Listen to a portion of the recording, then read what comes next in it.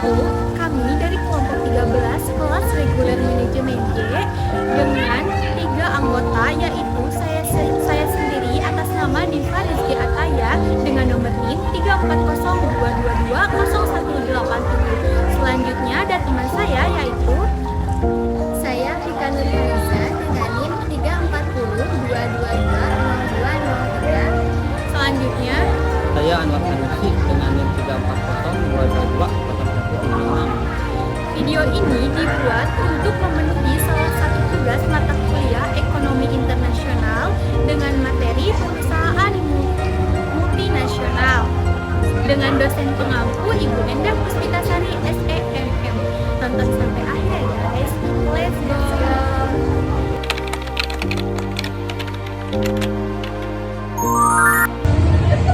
Sebelum ke pembahasan selanjutnya, kita harus paham dulu apa itu perusahaan multinasional.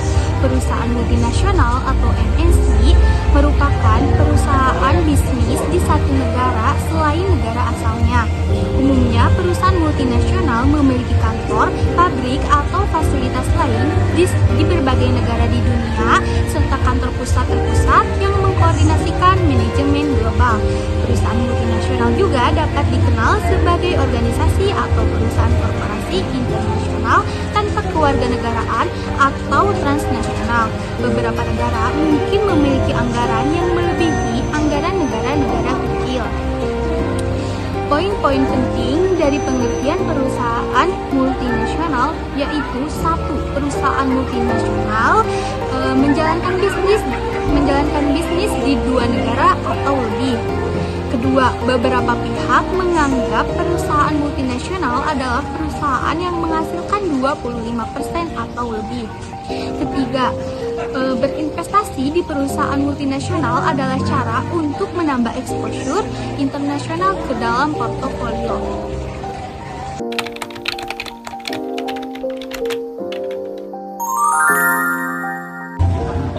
Selanjutnya, kita akan membahas 4 jenis perusahaan multinasional.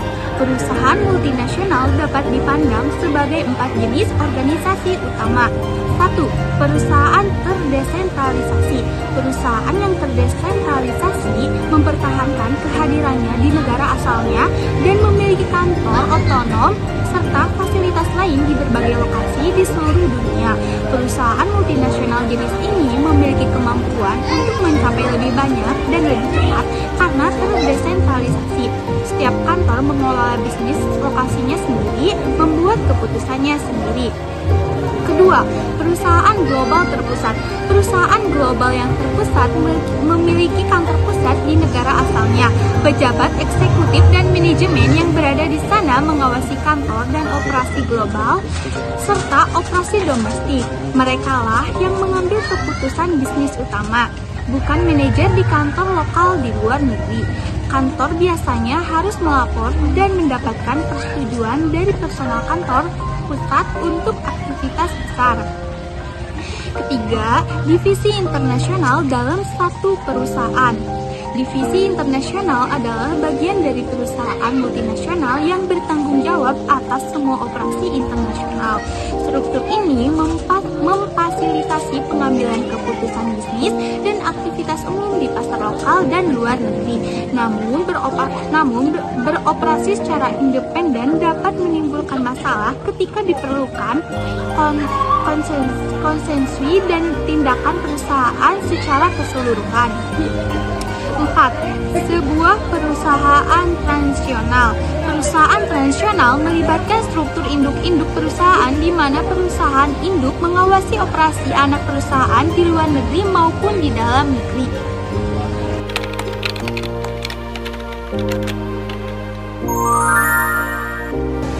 Cara kerja perusahaan multinasional. Bagaimana sih cara kerja perusahaan multinasional? Struktur organisasi atau mekanisme operasional perusahaan multinasional dapat bervariasi tergantung negara di mana mereka berada. Namun, semuanya tetap dikontrol oleh kantor pusat yang berada di negara asalnya. Biasanya, anak usaha yang berada di negara lain memiliki kebebasan secara penuh untuk melakukan strategi pemasaran, iklan, bahkan menciptakan produk baru. Hal ini dilakukan agar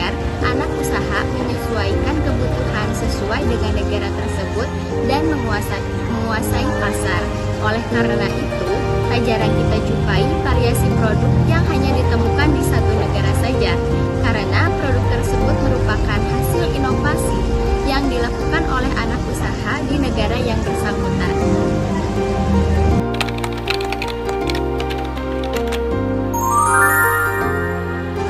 Ciri-ciri atau karakteristik perusahaan multinasional diantaranya yaitu memiliki aset dan omset yang tinggi, memiliki jaringan usaha di berbagai negara, dikendalikan oleh kantor pusat, memiliki perusahaan yang terus berkembang dengan menggunakan teknologi yang canggih, serta memiliki sumber daya manusia, pemasaran, dan produk terbaik.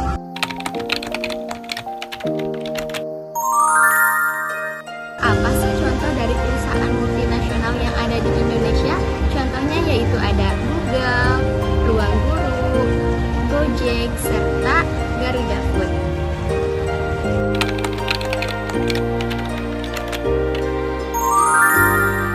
Kelebihan kekurangan perusahaan multinasional. Operasi internasional menghadirkan berbagai keuntungan dan kerugian bagi perusahaan multinasional, konsumen dan tenaga kerja. Yang pertama, keuntungan. Mengembangkan kehadiran internasional dapat membuka pasar dan peluang penjualan baru yang tidak tersedia atau tidak mungkin melakukan jika hanya beroperasi dalam negeri. Yang kedua, perusahaan dapat melakukan atraksi budaya pasar di mana modal mereka dapat digunakan secara efisien dan upah mempunyai dampak yang kecil terhadap pendapatan dibandingkan negara asal mereka. Yang ketiga, dengan produksi yang sama, dengan kualitas yang sama, perusahaan multinasional dapat menurunkan harga dan meningkatkan daya beli konsumen. Dan selanjutnya yaitu kekurangan. Salah satu dampak globalisasi, rendahnya harga dan adanya perpindahan lapangan kerja dari dalam negeri ke luar negeri. Hal ini dapat menyebabkan pengangguran di negara asal dan kesulitan orang untuk mendapatkan pekerjaan baru.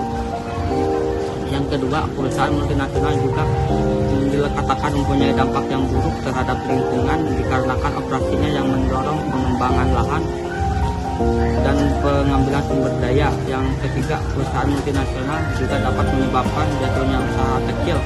Para aktivis juga mengklaim perusahaan multinasional melanggar standar etika dan mereka menuduh mereka menghindari hukum demi memajukan agenda bisnis mereka.